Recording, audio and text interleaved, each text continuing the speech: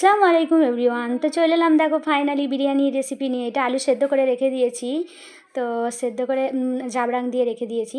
আর এখানে আছে যে চিকেন, তারপরে দেখতে পাচ্ছি এটা চাল, আর এখানে আছে সবজি।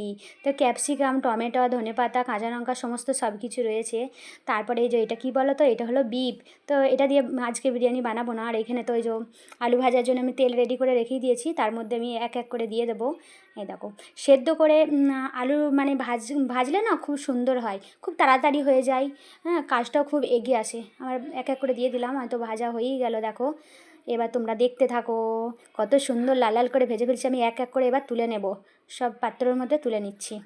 আমাকে তো খুবই ভালো লাগে এরকম করে আলু ভাজতে, খুব তাড়াতাড়িও হয় আর তেলটা খুবই কম টানে, আর অল্প সময়ের মধ্যে গ্যাসও খুব কম পড়ে। তো তোমরা এভাবে বাড়িতে ট্রাই করবে, জাবরাং নুন দিয়ে সেদ্ধ করে নেবে, তারপরে তোমরা আলুগুলো ভাজবে, দেখবে তোমাদেরকেও খুব ভালো লাগবে আর খুব তাড়াতাড়িও হয়ে যাবে, সহজ উপায়।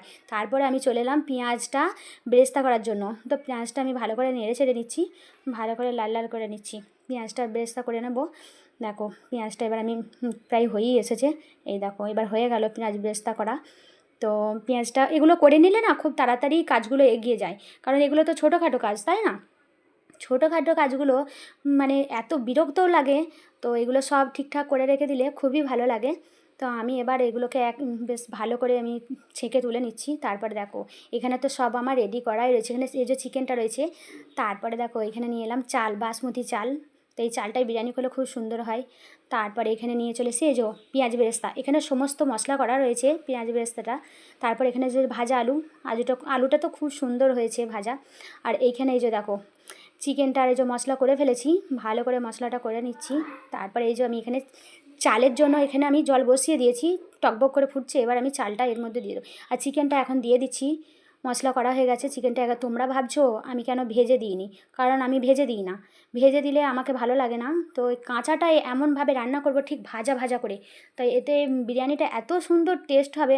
আমার মেয়েরা তো খুব খেতে ভালোবাসে। আর তোমরা এভাবে বাড়িতে ট্রাই করবে, দেখবে তোমাদেরকেও ভালো লাগবে। এই দেখো আমি এবার চালটা ধুয়ে নিয়েছি। তো চালটা জলটা এত টকবক করে ফুটছিল, তার জন্য আমি এই মানে ছান্তাটা করে আমি দিয়ে দিচ্ছি একটু একটু করে। ভয় লাগছিল প্রচুর। তো চালটার ভাত খুব সুন্দর হয়। আর আমি কিন্তু চালটা আধা ঘন্টা ধরে ভিজিয়ে রাখিনি। আমি কোনো দিন চাল আধা ঘন্টা ধরে ভিজিয়ে রাখি না। আমি সঙ্গে সঙ্গে চাল ধুই আর আর জল ফোটে আর আমি দিয়ে দিই। এটাতে আমাকে বেশি ভালো লাগে। আর আমাকে ওরকম করে একদমই ভালো লাগে না। তোমরাও ট্রাই করবে, দেখবে তোমাদেরকেও আশা করি ভালো লাগবে। আমাকে ভয়ও লাগছে, হাতে করে দিতেও পারছি না, প্রচণ্ড গরম। তো আমি এবার দিয়ে দিচ্ছি, সব প্রায় দেওয়া হয়েই গেল। দেখো এরপরে আমি মাংসটাকে ভালো করে নেড়ে চেড়ে নিচ্ছি। তো এত সুন্দর হয়েছে, মানে কি বলবো, মানে এত সুন্দর গন্ধ উঠছে। আর এরপরে দিয়ে দিচ্ছি আমি সানরাইসের শাহি গরম মশলা। আমি মশলাটা মানে সমস্ত সব কিছু তৈরি ঠিক হয়ে যাওয়ার পর তারপর আমি এই মশলাটা দিই, কারণ খুব সুন্দর স্মেল বেরোয়। তো এভাবে তোমরা বাড়িতে বানাবে, দেখবে খুবই ভালো লাগবে। আর আমার চ্যানেলটিকে সাবস্ক্রাইব করতে কিন্তু ভুলবে না, আর কমেন্ট তো করতেই হবে তোমাদেরকে। তোমাদের কমেন্টের আশায় রয়েছি। তারপরে এই যে এটা হচ্ছে বিরিয়ানির হাঁড়ি, তো আমি ঠিক করে নিয়েছি। তো বিরিয়ানিটা হাঁড়িটা রেডি করে রেখে দিয়েছি। আর এখানে তো মাংসটা আমার প্রায় হয়েই গেছে। আমার মেয়ে বলছে just looking like a wow, এত সুন্দর হয়েছে। আর আমার মেয়ে একটা কথা বলতে চাইছিল যে আমার মামনির হাতে বিরিয়ানি জাস্ট অসাধারণ।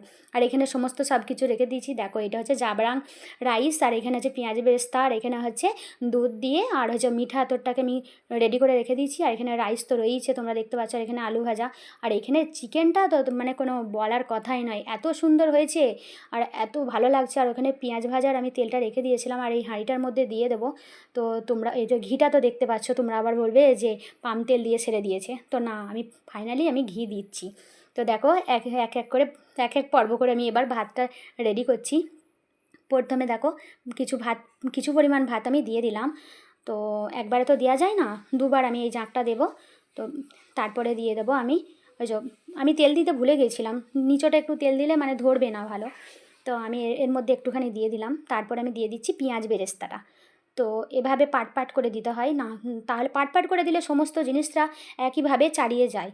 ঠিক আছে, আমি প্রথমে কিন্তু আমি একটা জিনিস মিস্টেক করে দিয়েছি। এই যে জাবরাং ভাতটা হচ্ছে সাদা ভাত দেওয়ার পরে দিতে হয়, তো আমি এটা মিস্টেক করে ফেলেছি, সরি। তো তারপরে পেঁয়াজ ভাজাটা দিয়েছি, তারপরে হচ্ছে দেখো আলুগুলো এক এক করে দিয়ে দিচ্ছি। আলুগুলো দেওয়ার পরে এরপরে কী দেবো বলো তো, আসলে মেন জিনিস হচ্ছে চিকেনটা দিয়ে দিচ্ছি। তো এরকম এই মানে কি চিকেনের বিরিয়ানি খেতে আমাদেরকে খুব ভালো লাগে। জানি না তোমাদেরকে কেমন লাগে, প্লিজ তোমরা এভাবে আমি যেরকমভাবে বানাচ্ছি তোমরা একটু বাড়িতে বানিয়ে খাবে, দেখবে তোমাদেরকেও ভালো লাগবে। আমি বেশি কিছু দিইনি, তোমরা ভাববে কই বেশি কিছু দেয়নি, কিন্তু না, আমি এটা বেশি কিছু দিইনি, কারণ কাজু বাদাম কিশমিশ দেবো, আমার মেয়েরা তো খাবেই না, ওগুলো ফেলে দিতে হয়, তার জন্য আমি দিই না কো। তো এভাবেই বানিয়ে দিই ওদেরকে, ওরা খুব তৃপ্তি করে খায়, ওরা খুব নাম করে আমার যে মামুনি আপনি একটা রেস্টুরেন্ট করবেন, দেখবেন আপনার খুব ভালো চলবে, এরকম করে আমার সাথে মজা করে। তো তোমাদেরকে কেমন লাগলো প্লিজ একটু কমেন্টে জানাবে, কমেন্ট করতে কিন্তু ভুলবে না। এই দেখো আমার তো ফাইনালি মানে পর্বটা শেষ হয়ে গেছে, একবারে পুরো সব কিছু আমি রেডি করে দিচ্ছি। এরপরে আমি দিয়ে দিচ্ছি এই যে মানে কি এটা হচ্ছে মিঠা আতর আর দুধ দিয়ে গোলা ছিল, পুরো এবার সম্পূর্ণ হয়ে গেল। তো এইভাবে দিয়ে দিলাম সমস্তটা।